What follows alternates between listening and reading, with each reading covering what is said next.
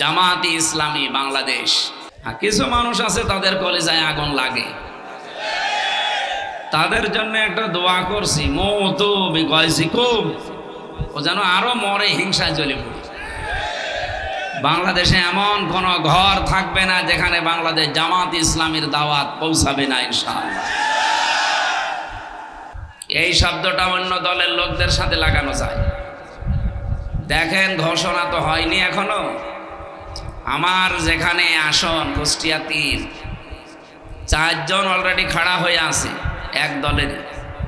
আমার মনে হয় শুধু ঘোষণা দিতে দেরি, এই পদ পাওয়ার জন্য তারা মারামারি করে মরে যাবে। শুধু কুষ্টিয়া না, এই নারায়ণগঞ্জ, এই 2 আসনে একই অবস্থা। ঘোষণা দিক, আমাদের তো খালি মাথার উপরে দায়িত্ব চাপিয়ে দিয়েছে। এই আমরা কোনোদিন ভাবিও না যে আমার নাম আসবে। অধ্যাপক ইলিয়াস মোল্লা, ওনাকে জিজ্ঞাসা করেন তো উনি কোনোদিন ভেবেছে কিনা যে আমাকে দেওয়া হোক? ভাবনাও আসে না। সমাজ কল্যাণ সম্পাদক বাংলাদেশ জামাত ইসলামী নারায়ণগঞ্জ জেলা শাখা, এই নামটা বললে এখন অনেকের কলিজা কিন্তু ভরে যায়। জামাতি ইসলামী বাংলাদেশ। কিছু মানুষ আছে তাদের কলিজায় আগুন লাগে, তাদের জন্য একটা দোয়া করছি, মওতু বিগায়জিকুম, ও যেন আরো মরে হিংসায় জ্বলে পড়ে। বাংলাদেশে এমন কোন ঘর থাকবে না যেখানে বাংলাদেশ জামাত ইসলামীর দাওয়াত পৌঁছাবে না ইনশাআল্লাহ। এই দেশে এখন শুধু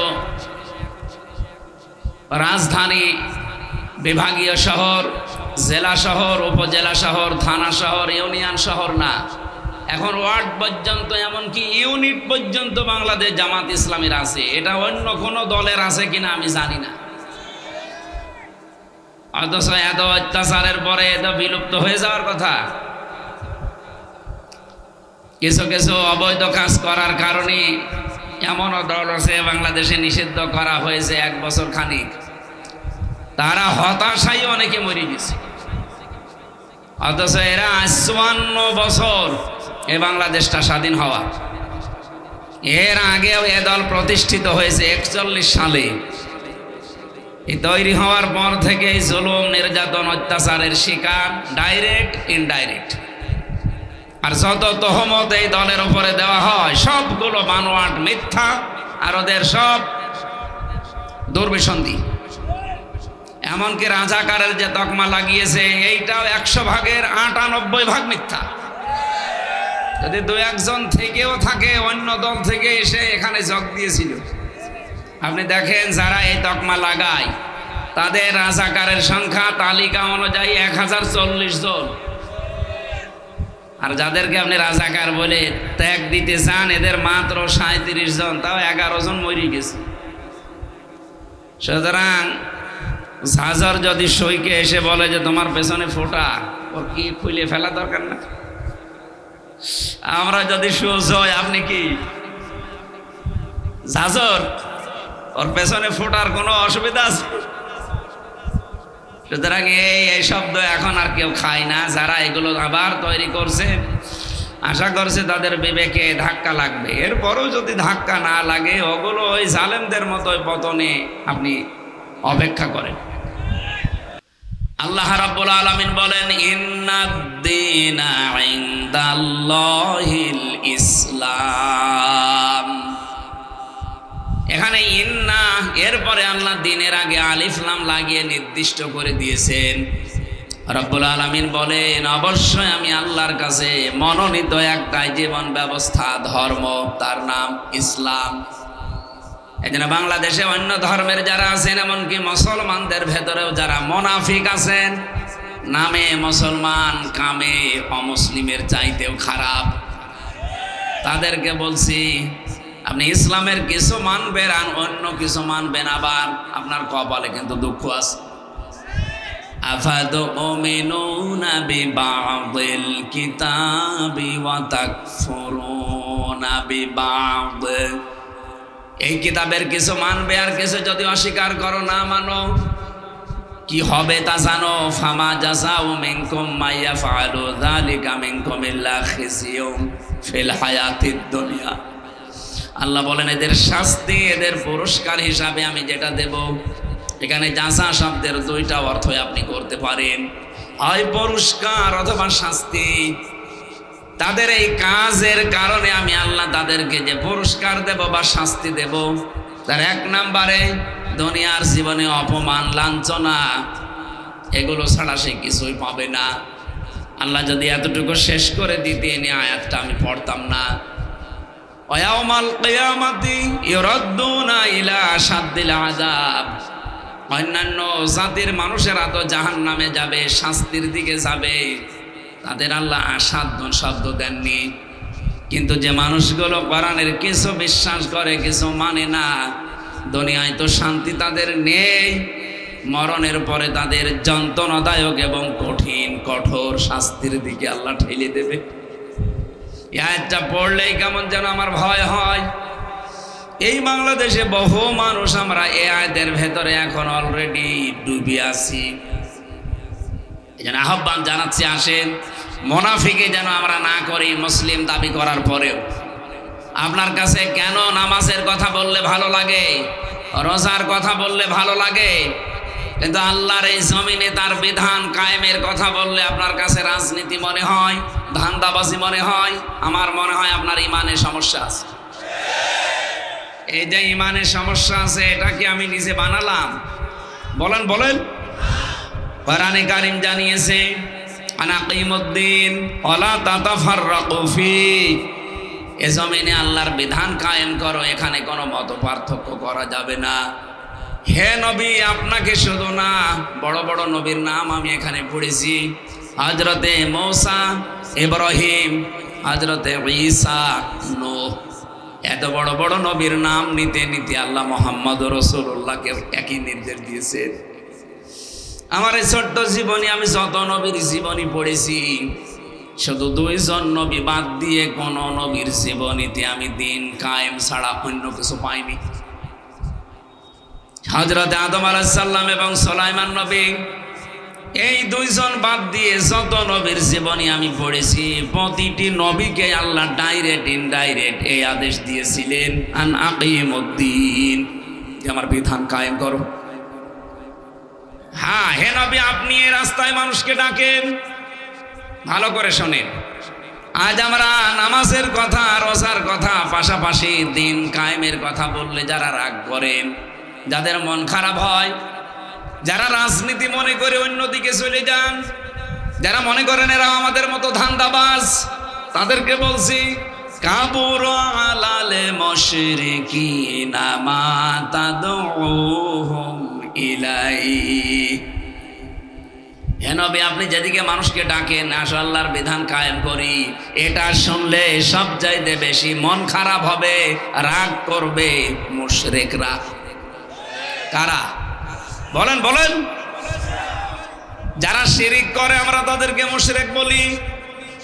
সুতরাং এই 56,000 বর্গ মাইলের 630টা থানা নিয়ে এই বাংলাদেশ এখন তৈরি করা, 64টা জেলা। আল্লাহর কসম, যারা দিন কায়েমের কথা শুনলে মন খারাপ হয়, রাগ করেন, আপনি বুঝবেন আপনার দ্বারা কোনো না কোনোভাবে শিরিক হচ্ছে। শিরিক করলে যেহেতু মানুষ মুশরিক হয়ে যায়, আর মুশরিকদের কাছে আল্লাহর দিন কায়েমের কথা শুনলে খারাপ লাগবে। এটাকে আমি নিজে বানালাম? বলেন বলেন। এখন যদি প্রশ্ন করেন, কয় আমার তো দ্বারা শিরিক হয় না, আপনি টের পাচ্ছেন?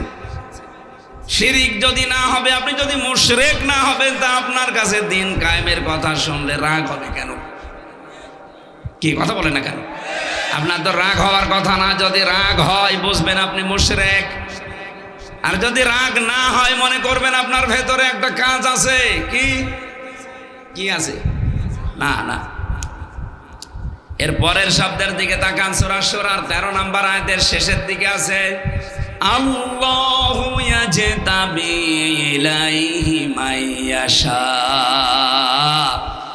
আল্লাহ পাক বলেন, দিন কায়েমের জন্য আমি সবাইকে পছন্দ করি না। যাকে আমার ভালো লাগে, যাকে আমি মনোনীত করি, যাকে নির্বাচিত করি, যাকে আমার পছন্দ হয়, এই মানুষটাকে আমি আল্লাহ দিন কায়েমের জন্য কর্মী বানিয়ে ময়দানে ছেড়ে দেই। কিন্তু কে সে? ওয়াহদি ইলাইহি মাইয়ুনিব, যে মন থেকে আল্লাহর দিকে ফিরে আসতে চায়।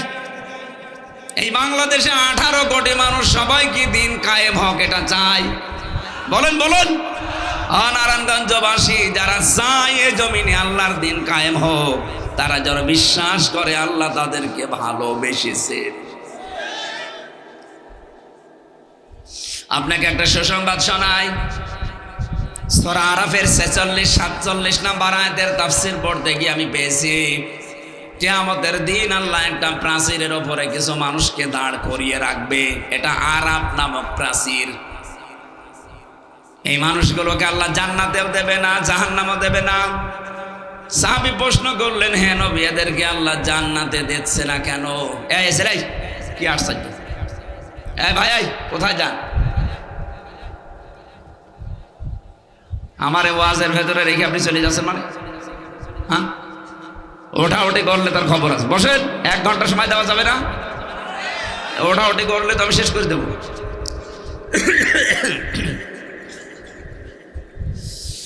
নারায়ণগঞ্জবাসী, যে কথা তুলেছিলাম, এখান থেকে একটা শিক্ষা নেওয়া লাগবে।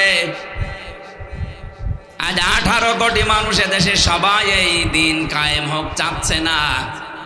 এই জন্যে চাই না, আল্লাহ তাদেরকে মনোনীত করে নাই, নির্বাচিত করে নাই, কারণ তারা মন থেকে আল্লাহর দিনের দিকে ফিরে আসে নাই।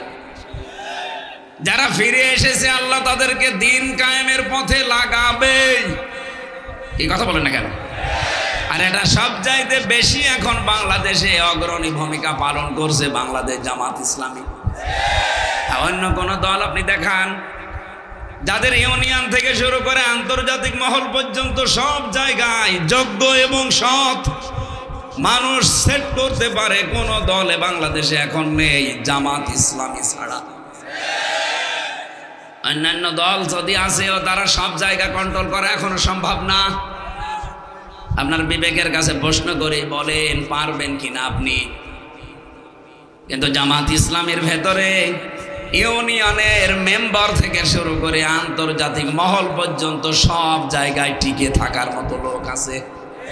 শুধু লোক না, যোগ্য এবং সৎ লোক আছে। বলেন। নবীজির হাদিস হচ্ছেন ইবনে ওমর রাদিয়াল্লাহু তাআলা আনহু قال قال النبي صلى الله عليه وسلم فاتبعوا الصواد الاعظم। মুসলিম শরীফের হাদিস।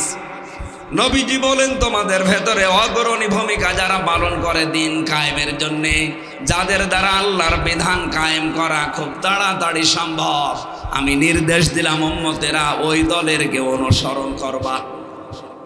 এই হাদিস এখন আমি কেবল বানালাম না, এই কথা বলেন না কেন? সুতরাং এই দেশে এখন যেহেতু দিন কায়েম করার অগ্রণী ভূমিকায় আছে 1 নম্বরে জামাত ইসলামী বাংলাদেশ, এই জন্য চোখ কান বুঝে আপনাদের আমি আহ্বান জানাচ্ছি, আসেন যেভাবেই হোক এদেরকে সাহায্য সহযোগিতা এবং কি অনুসরণ করে আল্লাহর আইন প্রতিষ্ঠায় এগিয়ে দেই। এই 54 বছর তো দেখলেন কম বেশি কিছুই হয়নি। অধ্যাপক ইলিয়াস মোল্লার মতো মাত্র 151 জন যদি এবার কোরআন শরীফ বুকে নিয়ে যেতে পারে, 5 বছর লাগবে না। উনি তো 7 দিন সময় দিয়েছে, 7 দিনে এই দেশ পরিবর্তন হয়ে যাবে। টেকনাফ থেকে তেতুলিয়া 1150 কিলোমিটার পথ, যে কোনো ভাবে আপনি রাত দিন চলে যাবেন, কোনো চিন্তা আপনার মনের ভেতরে আসবে না, শুধু আল্লাহর ভয় ছাড়া। মালয়েশিয়া বাংলাদেশের চাইতে প্রায় 5 ডবল বড়। আমি প্রতিদিন প্রায় 1200-2000 কিলোমিটার রান করতাম। এ বিশাল দেশ, আর আজ 2টা-3টা নেই, চলে যাচ্ছি মরুভূমি, পাহাড়, শুধু পাম গাছ, বিশাল জঙ্গল পার হওয়া লাগে। ড্রাইভার আমারে বলছে রাত 2টা বাজে, কোনো ভয় নেই হুজুর, শুধু আল্লাহ ছাড়া আমাদের সামনে কেউ নেই। আমরা তো এইরকম একটা দেশ চাই। এই কথা বলেন না কেন? আজকে আমি কুষ্টিয়া থেকে খুব বেশি হলো 30 কিলো এসেছি, এরপরে গাড়িটা নষ্ট হয়ে গেছে। আমি আরেকজনকে নিয়ে আসলাম আসার সময়, যে ড্রাইভার, ওর বাড়িও কুষ্টিয়া। ওরে বললাম যে আমরা নামিয়ে দিয়ে আপনি চলে যান, ওইটা গাড়ি সারা হয়ে গেলে আসবে।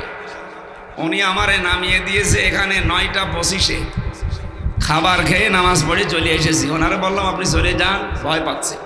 বলছে না, আমি রাতের বেলা কুষ্টিয়া যাব না, এখানে কোনো জায়গায় থাকবো, ফজরের আজান দিলে বের হব। এখনো কোন দেশে আমরা আছি আপনি টের পাচ্ছেন? সুতরাং আমরা চাই মালয়েশিয়া যেমন চলছে, ও দেশে তো আল্লাহর বিধান পুরোপুরি চলে না, তাই এত নিরাপত্তা তারা দিতে পেরেছে। আমার এখানে যদি আল্লাহর বিধান পুরোপুরি কায়েম হয়ে যায়, আপনি দেখবেন বাংলাদেশ একটা মিনি জান্নাত হয়ে গেছে। জোরে বলেন আলহামদুলিল্লাহ। এই দৃশ্য আমরা দেখতে চাই চর্মচোখে। আপনারা চান না? এই কথা বলেন, চান না? এটা শুধু চাওয়াই শেষ। হাদিস ছিল কি, ফাত্তাবিউস সিওয়াদাল আযম, যারা দ্রুত ইসলাম কায়েম করতে পারে তোমাদের ভেতরে, তাদেরকে অনুসরণ করো। এ নির্দেশ রসুলের। আর রসুল্লাহ কোনো কথা বলে না যতক্ষণ আল্লাহ তাকে না বলে। এই কথা বলেন না কেন? সুতরাং এ নির্দেশ সরাসরি আপনি কার? এরপরও যদি কারো বিবেকে এটা না গ্রহণ করে, যান, আপনারা ছেড়ে দিলাম, আপনি চলে যান। ওই যে চলে যাচ্ছে, যান।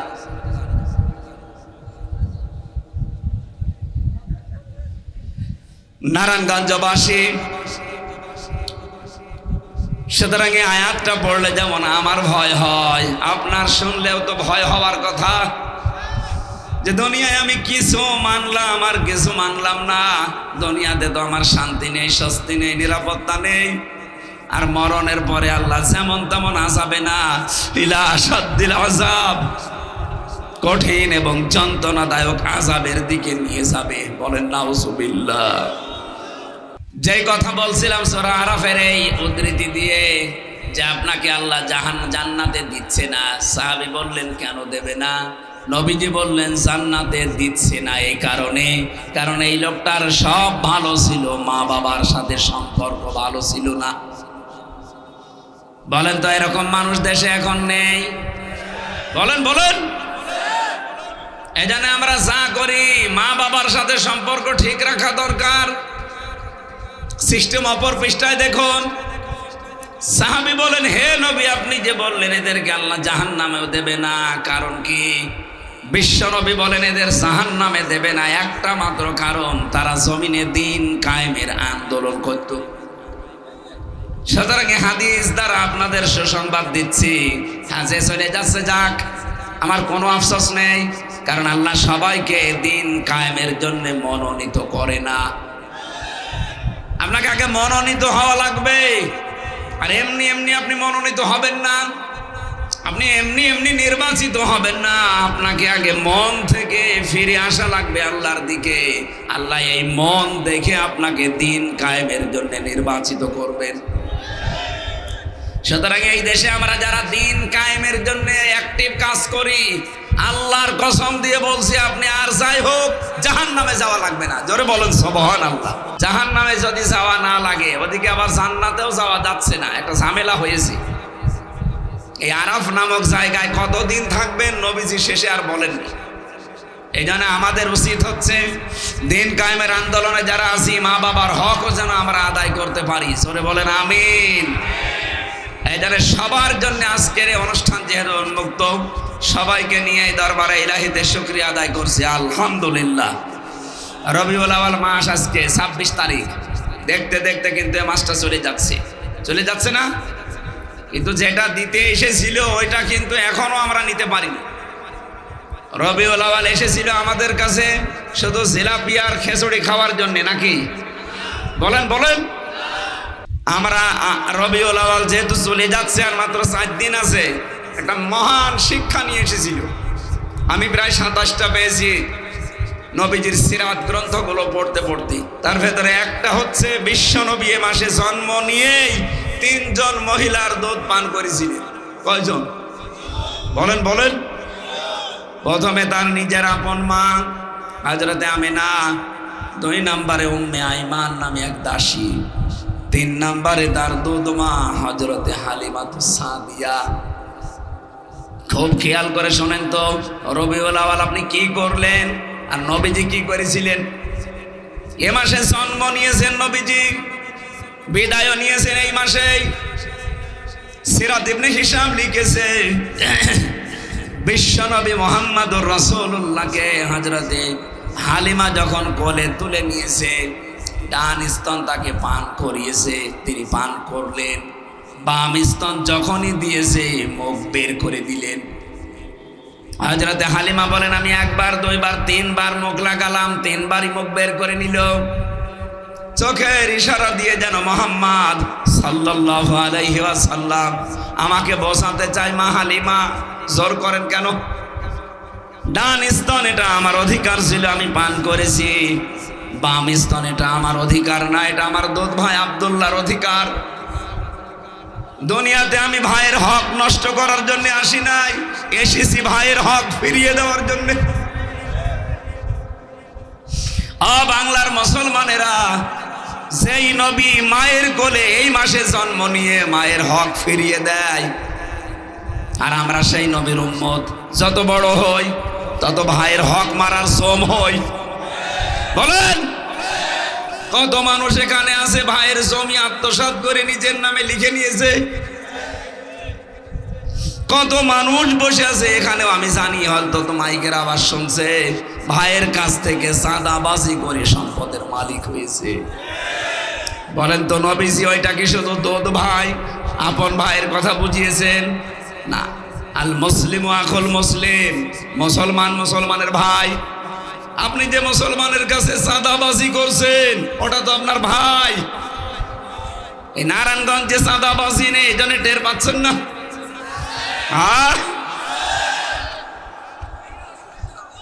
অথচ যেই লোকটা ভাইয়ের কাছে চাঁদাবাজি করে লক্ষ কোটি টাকার মালিক, এই রবিউল আউয়াল আসলে আমারে ডেকে বলবে, হুজুর মিলাদ করে দেন। মিলাদের পরে জিলাপি দেবে, খেজুরি দেবে, বিরিয়ানি দেবে। কোথায় পেলেন টাকা? হুজুর চাঁদার টাকা। বেশি বলে ফেললাম? এরকম দৃশ্য বাংলাদেশে নেই। আমি নিজে পেয়েছি আমার কুষ্টিয়ায়।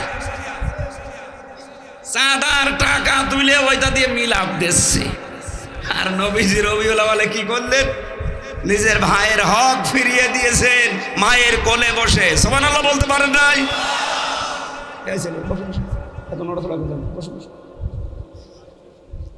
এই জন্য আমাদের উচিত হচ্ছে এই রবিউল আউয়ালের এই হক নামে এই শিক্ষাটা নেওয়া। আমরা হকের বিস্তারিত কথা শেষের শব্দে থেকে বলবো ইনশাআল্লাহ। সূরা আনাম 51 নম্বর আয়াত, মাত্র একটা আয়াত পড়েছি। দেখি এই আয়াত অনুযায়ী কি করা যায়। যতটুকু আমি পড়াশোনা করেছি এর উপরে আমরা ডেলিভারি দেবো ইনশাআল্লাহ। থাকবেন যারা যারা, শুধু তারা হাত তোলেন তো দেখি। দেখেন তো হাত তোলেনি কে? দেখেন দেখেন, না না, ওই যে হাত তোলেনি, তোলেন। অন্তত এই আয়াত শেষ হওয়া পর্যন্ত থাকবেন। কারা হাত তোলেন? তোলেন, হাত তুলে রাখেন, হাত তুলে রাখেন। ঠিক আছে ভাই, বসেন। সূরা আনামের 51 নম্বর আয়াতটা পড়েছি।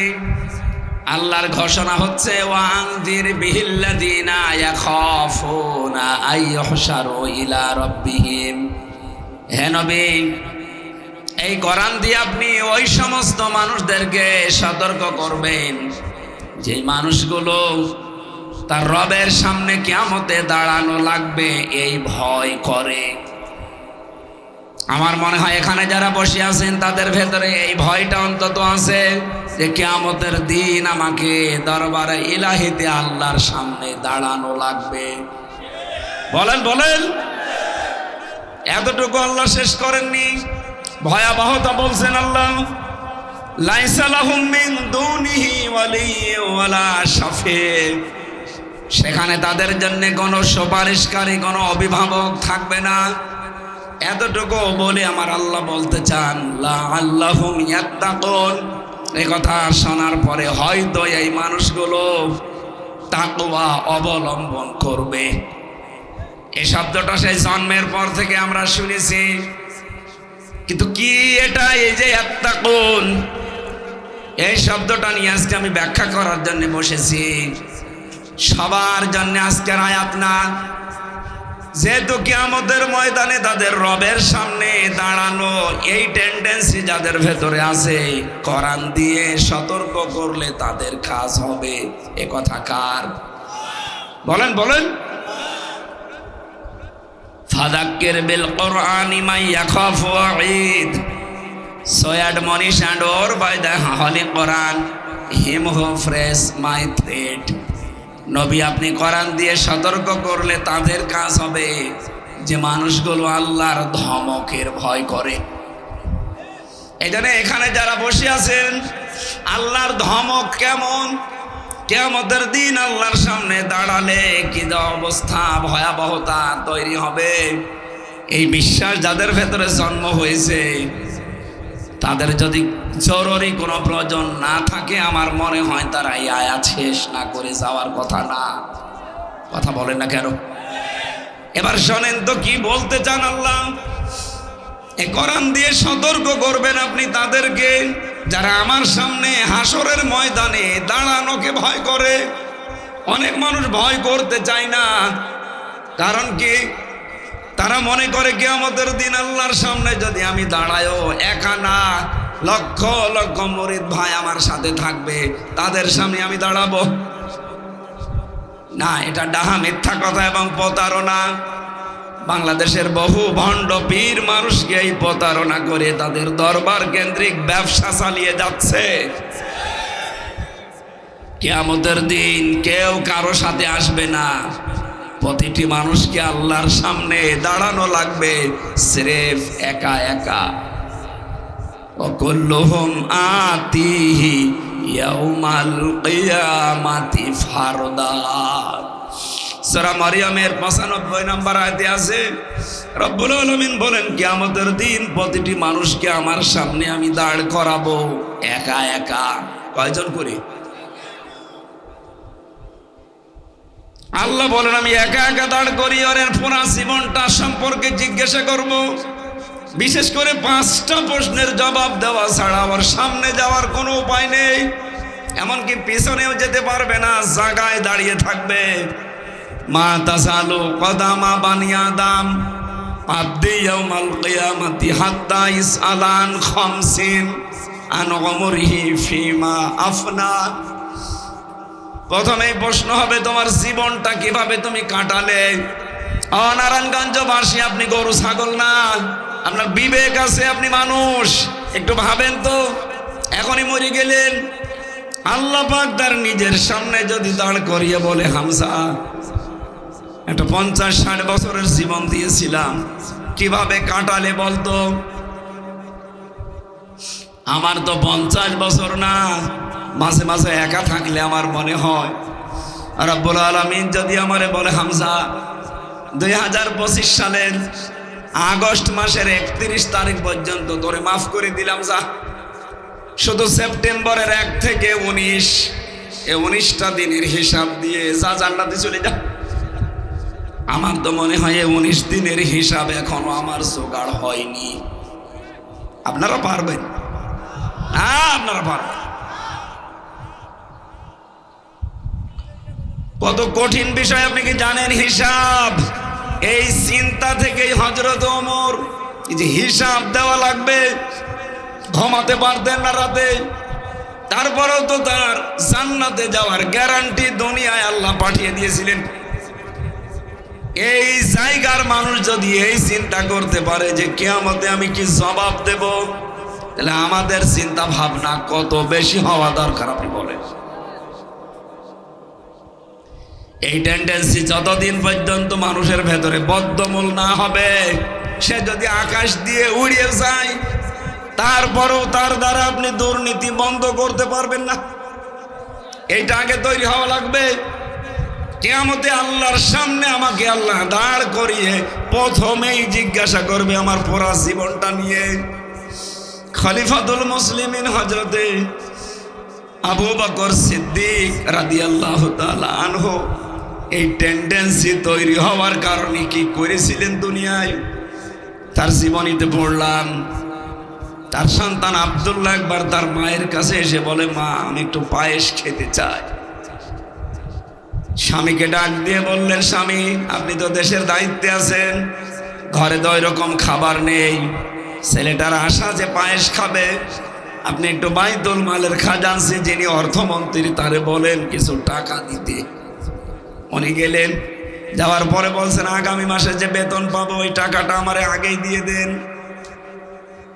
অর্থমন্ত্রী ওই রকম ডাক দিয়ে বলে, খলিফা আগামী 1 মাস আপনি বেঁচে থাকবেন সেই গ্যারান্টি আপনার আছে? আগামী 1 মাস জনগণ আপনাকে চেয়ারে বসিয়ে রাখবে এই গ্যারান্টি আপনার আছে? আপনার যখন কোনো গ্যারান্টি নেই, আপনাকে আমি 1 মাসের অগ্রিম বেতন দেবো কোন কারণে? যান, বেতন নেই। উনি বাড়িতে আসলেন, স্ত্রীকে বললেন না সম্ভব না, এই বলেছি বাইতুল মাল থেকে। স্ত্রী বলে ঠিক আছে। প্রতিদিন উনি যে ভাতা পায় রাষ্ট্রের কাছ থেকে, যে বেতন পায়, মনে করেন 100 টাকা করে, ওখান থেকে 90 টাকা করে খরচ করে সংসারের জন্য 10 টাকা করে আলাদা করে রাখে। 15 দিন পর এই 150 টাকা দিয়ে আটা কিনে উনি পায়েস বানিয়েছে, সন্তানকে দিয়েছে, আবু বকর সিদ্দিককেও দিয়েছে। হযরত আবু বকর জিজ্ঞাসা করলেন, স্ত্রী টাকা তো আমি এনে দেইনি, কোথায় পেলে? স্ত্রী বলছে হারাম না, এইভাবে জমিয়েছিলাম। উনি খাবারটা খেলেন, চলে গেলেন বাইতুল মালে।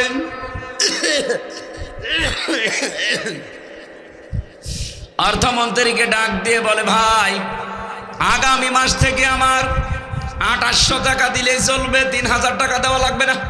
কেন?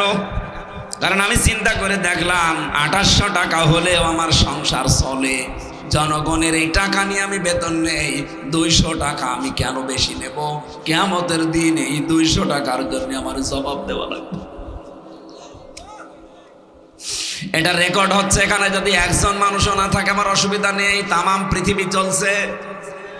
হে পৃথিবীর মানুষেরা, হে বাংলার মানুষেরা, আমরা এইটা চাই।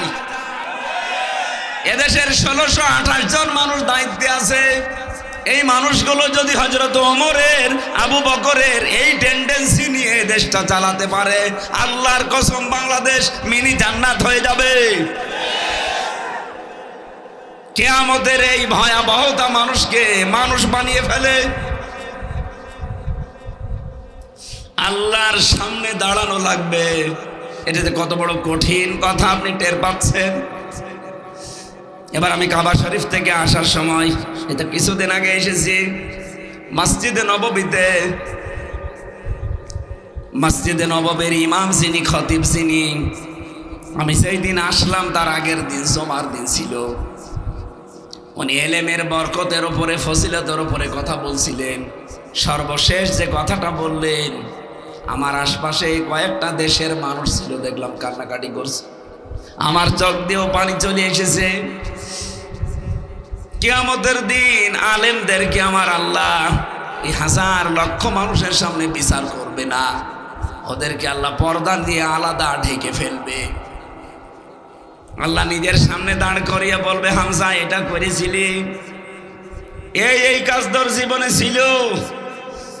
আল্লাহর সামনে দাঁড়িয়ে সব হিসাব জবাব পঙ্খানো দেওয়া লাগবে, স্বীকার করা লাগবে। উনি একটা হাদিস বলার পরে ব্যাখ্যাটা বলছিলেন, কিয়ামতের ওই ময়দানের শেষ পর্যায়ে আমার আল্লাহ আমার কাছ থেকে সব কথাগুলো মনে করেন শোনার পর, স্বীকৃতি নেওয়ার পর আস্তে করে বলবে যে যা, তোরে গোপনে মাফ করে দিলাম, কাউকে কিছু বলবি না, জান্নাতে চলে যা। নামের আগে আলেম আছে, এই জন্য একটু আশা লাগে, ভরসা লাগে। কিয়ামতের দিন আল্লাহ যেন অন্তত এই আলেমটা ঠিক মতো আমার এই জায়গা পর্যন্ত পৌঁছিয়ে দেন। আপনারাও এখানে যারা আছেন, আপনারাও আলেম মানে জ্ঞানী, যে যতটুকু জানেন দিনের বিষয় আপনি অতটুকুর আলেম। এই কথা বুঝতেছেন? আপনি নামাজের নিয়ম কানুন জানেন, যে নামাজের 13টা ফরজ, 14টা ওয়াজিব, 12টা সুন্নাত, আপনি নামাজের আলেম। আপনি ওযুর নিয়ম জানেন, আপনি ওযুর আলেম। যাকাত দিতে হয় 8টা খাতে, আপনি জানেন, আপনি যাকাতের আলেম। এই জিনিস থাকলে যাকাত দেওয়া লাগে, এই ফসল উৎপাদন হলে যাকাত দেওয়া লাগে, আপনি জানেন, তাহলে আপনি যাকাতের আলেম। তাহলে এখানে আমরা আলেম বাদে কেউ আছি? কিয়ামতের দিন আল্লাহ বিচার যখন করবে, জেনারেল মানুষের মতো না, আলাদাভাবে পর্দা দিয়ে ঘিরে নিয়ে গোপনে আল্লাহ যেন এই হাদিস অনুযায়ী আমাদেরকে মাফ করে দেয়।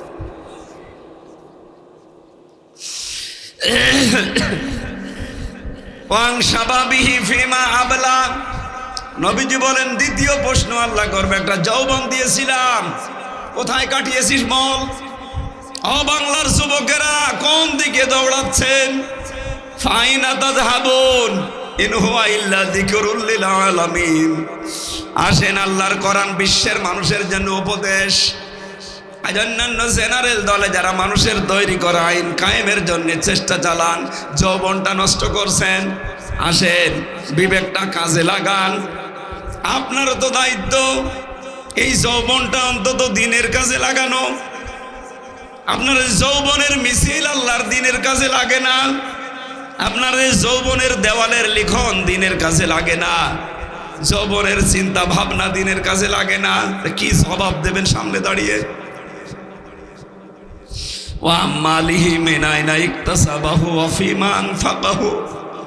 যতটুকু সম্পদ উপার্জন করেছিলে কিভাবে করলে, কোন কোন রাস্তায় ওইটা বলো। কিভাবে খরচ করেছো ওই রাস্তাগুলো বলা লাগবে। ওয়ান ইলমিহি মাজা আমিলা ফি, যতটুকু জ্ঞান অর্জন করেছিলে এর উপরে কতটুকু মেনে চলতে ওইটা বলো। কিয়ামতের এই পাঁচটা প্রশ্ন তার সামনে দাঁড়িয়ে জবাব পুঙ্খানুপুঙ্খানু দেওয়া লাগবে। আপনি এখন থেকে জীবনের হিসাব মিলিয়ে বাড়ি যান। লাইসা লাহুম মিন দুনিহি ওয়ালিয়্যুন ওয়ালা শাফি,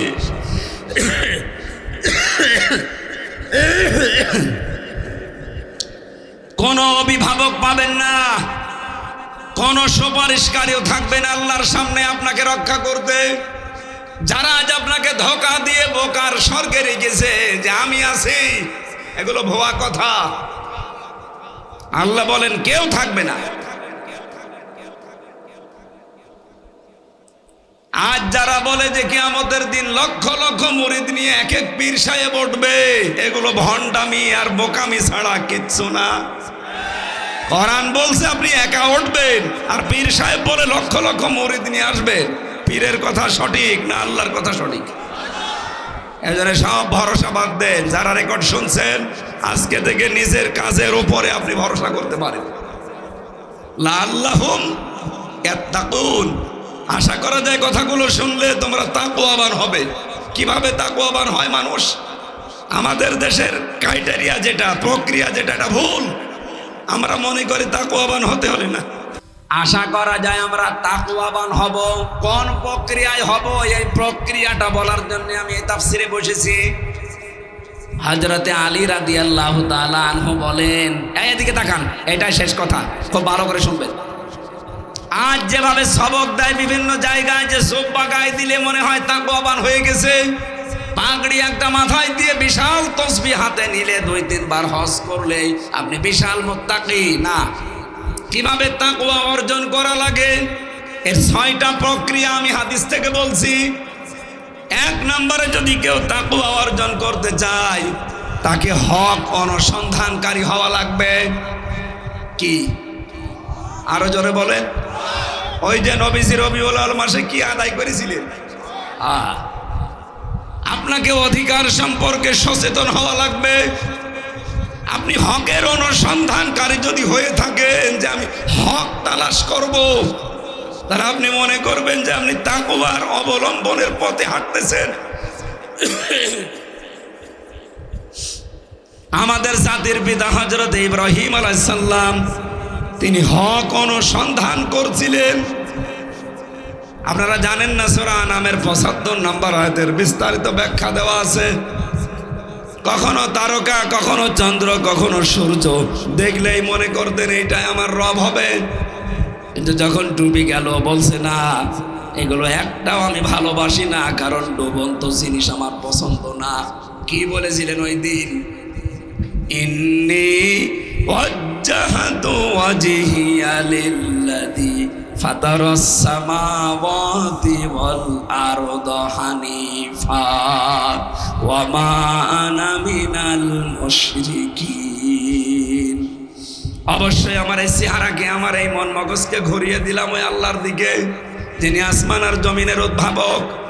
আমি একনিষ্ঠভাবে ঘুরিয়েছি, অমান আমিনাল মুশরিকিন, আমি মুশরিক না। সুতরাং যদি কেউ তাকওয়া অবলম্বন করতে চায়, এই প্রক্রিয়ায় আসা লাগবে। হক খুঁজতে থাকবেন, কোথায় হক পাওয়া যায়, হক অনুসন্ধান করে যদি পাওয়া যায়। 2 নম্বরে আপনার প্রক্রিয়া হচ্ছে আপনি হক কবুল করবেন। আজ আমাদেরকে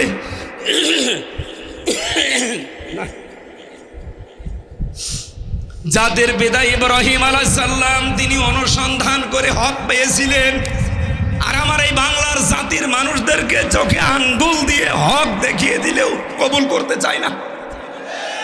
এই কথা বলে না কেন? এত কায়দায় উদাহরণ দেওয়া হয়, এরপরও মানুষ হক কবুল করতে চায় না। 3 নম্বরে হক যদি কেউ পেয়ে যায়, সে যেন হককে প্রচার করে। আর এই প্রচার করতে গিয়ে আমি 3 বছর ছেলে, আমার নিজের কোনো দোষের কারণে, এই বলেন না কেন, আমাকে কি জেনাকার বলে ধরেছিল, ছিনতাইকারী বলে ধরেছিল, মানুষ হত্যাকারী, কি করতাম? এই হক প্রচার করতাম এই কারণে। এই জন্য আপনি যদি তাকওয়াবান হতে চান, এত বড় জুব্বা গায়ে না দিলেও চলবে, এত বড় দাড়ি না রাখলেও চলবে, কিন্তু আপনার এই হক প্রচারকারী হওয়া লাগবে। আজ বাংলাদেশে আমরা সবাই যদি এই হক প্রচারকারী হয়ে যেতাম, এই বাংলাদেশে কোনো মানুষ আর আগামীতে হকের বিরুদ্ধে দাঁড়ানোর সাহস পেত না। আমি আশা করছি কথা বোঝাতে পেরেছি। 4 নম্বরে হক যদি আপনি পেয়ে যান, হক শুধু প্রচার করবেন তা না, তার উপরে দৃঢ় থাকা লাগবে। যেমন আমাদের পূর্বপুরুষরা দৃঢ় ছিল। শহীদ মীর কাসেম আলী হকের উপরে দৃঢ় ছিল না? আমেরিকা থেকে চলে এসেছিল। আজ যারা হকের দাবিদার তারা দেশ থেকে পালিয়ে যায় কোন কারণে? আপনি যদি হক দৃঢ় থাকতে পারেন, মীর কাসেম আলীর মতো দেশ থেকে চলে আসেন। 5 নম্বরে আপনি যদি তাকওয়া অর্জন করতে চান, এর প্রক্রিয়া হচ্ছে হক আপনাকে কায়েম করা লাগবে। আর বাংলাদেশ জামাত ইসলামী এইটাই চায়। আপনি বলেন এদের অন্য কোনো উদ্দেশ্য যদি থাকে, এই দল আপনাকে আমি করতে বলি না, আমি নিজে মিশে দেখেছি, তারা হক কায়েম করতে চায়। হক হচ্ছে কোরআন, হক হচ্ছে হাদিস। 6 নম্বরে শুধু হক কায়েম করলে হবে না, হক যদি কায়েম হয়ে যায় সেটাকে সাহায্য করার জন্য সবসময় ব্যস্ত থাকা লাগবে। এবার যদি আল্লাহর ফজলে করমে এদেশে হক প্রতিষ্ঠিত হয়ে যায়, এটা পাহারা দেওয়া যাবে না, সাহায্য করা যাবে না। আল্লাহ আমাদেরকে এই 6টা প্রক্রিয়ায় তাকওয়া অবলম্বন করার তৌফিক দান করেন, বলেন আমিন। সম্মানিত মা বোন যারা এসেছেন, শুধু নামাজ পড়া, রোজা রাখা আর কালো বোরকা পরা ইবাদত না। স্বামী যেটা পছন্দ করে ওটা যদি জায়েজ হয়, তাহলে আপনি ওইটাকে পছন্দ করবেন, ভালোবাসবেন। আর যদি জায়েজ না হয়, আল্লাহ রাসূলের বিরুদ্ধে চলে যায়, ও স্বামী না, বাবা না, ছেলে না, কারো কথা মানা যাবে না। এবার সামনে যেহেতু একটা হক আসতেছে, অনেকে মনে করে ভোট ভাটো কি হক? হক না মানে যার হক তার কাছে তার ভোট আপনি পৌঁছিয়ে দেবেন। এই জন্যে আমার ভোট আমি দেব, যাকে খুশি তাকে দেব, এটা জায়েজ নেই। আমার ভোট আমি দেব, আল্লাহ রাসূলের কথা মতো দেব। কথা বলেন না কেন? মা বোনেরা, এই হক আপনি আদায় করবেন, তাহলে তাকওয়ার সর্বোচ্চ জায়গায় পৌঁছাতে পারবেন। কারণ হক এবার কায়েম হলে আমরা সাহায্যের জন্য অ্যাক্টিভ হয়ে কাজ করবো না। আমার কণ্ঠ সাপোর্ট করছে না।